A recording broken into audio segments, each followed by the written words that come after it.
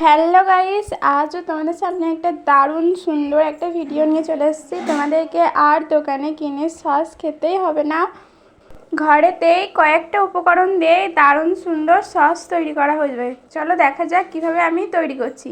এখানে আমি টমেটোগুলো এখানে 4টে টমেটো নিয়েছি। 4টে টমেটো দেখো কতটা সস হবে আমার। তো এখানে 4টে টমেটো নিয়েছি, ভালো করে একটু ধুয়ে নিচ্ছি, দিয়ে 4 ফালি করে আমি কেটে নিচ্ছি। তো তোমরা যেভাবে কাটতে ইচ্ছে চাই তোমরা সেভাবেই কাটো। আমি এরকম করে 4-5 ফালি করে কেটে নিয়েছি। তো দেখো আমি এবার ছোটো ছোটো পিস করে সব টমেটোগুলো আমি কেটে নিচ্ছি। আর এখন তো টমেটোর দামও খুব কম, তোমরা অনেকটা সস করে অনেক দিন স্টোর করে রাখতে পারবে। আর আমি যেভাবে করব সেভাবে কিন্তু টমেটোর সসটা নষ্ট হওয়ার চান্স থাকবে না। দেখতে থাকো আমি কিভাবে তৈরি করি, আর ফুল ভিডিওটা দেখো, একটু স্কিপ করবে না কিন্তু, তাহলে কিন্তু সব ভুল হয়ে যাবে। তো দেখো টমেটোগুলো আমার সব কাটা হয়ে গেছে। এরপর আমি প্রেসারে একটা দারচিনি দেবো, আর এই টমেটোগুলো এবার দিয়ে দিচ্ছি। আর আমি একটা দারচিনি দিয়েছি, তো তোমরা চাইলে দারচিনি, লবঙ্গ, এলাচ দিতে পারো। আমি শুধু একটা দারচিনি দিয়েছি কারণ সেন্টটা ওঠার জন্য।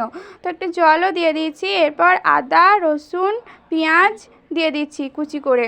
আমি একটা পেঁয়াজ নিয়েছি, আর 3-4টে রসুন নিয়েছি, আর আদা নিয়েছি, কিছুটা পরিমাণে আদা নিয়েছি। এরপর দেখো আমার পেস্ট করা কমপ্লিট। আমার না প্রচুর গরম লাগছিলো, তাই একটু থেমে থেমে ঢালছিলাম। তো এরপর আমি দুটো দেখো শুকনো লঙ্কাও দিয়ে দিয়েছিলাম সেদ্ধ করার সময়তে। এরপর আমি ঢাকা দিয়ে দিয়েছি। আমার কিন্তু পেস্টটা কমপ্লিট হয়ে গেছে। এরপর একটা বাটিতে আমি একটা ছাঁকনির সাহায্যে এটা পেস্টটা আমি ছেঁকে নেব। ওই যে দানা দানা যে মোটা মোটা যেগুলো গলেনি সেগুলো গলে যাবে। তো দেখো আমি কত সুন্দরভাবে এটা আমি ছেঁকে নিচ্ছি। আমার পুরোটা আমি এবার ছেঁকে নেব, এইভাবেই ছেঁকে নিচ্ছি।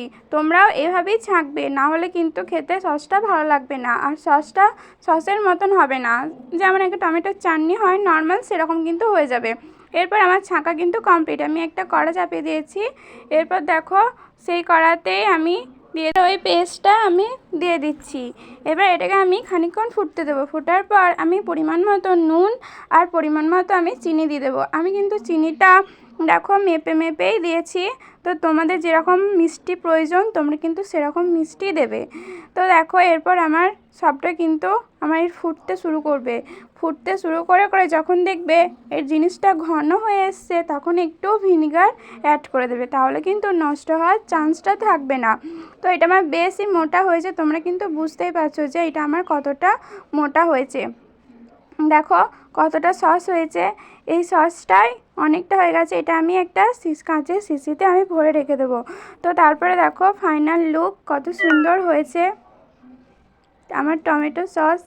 তো এটা সত্যি দোকানে কেনার মতনই হয়েছে। তোমাদের ভিডিওটা যদি একটু হলেও ভালো লেগে থাকে তাহলে লাইক, কমেন্ট, শেয়ার, সাবস্ক্রাইব করতে কিন্তু ভুলো না।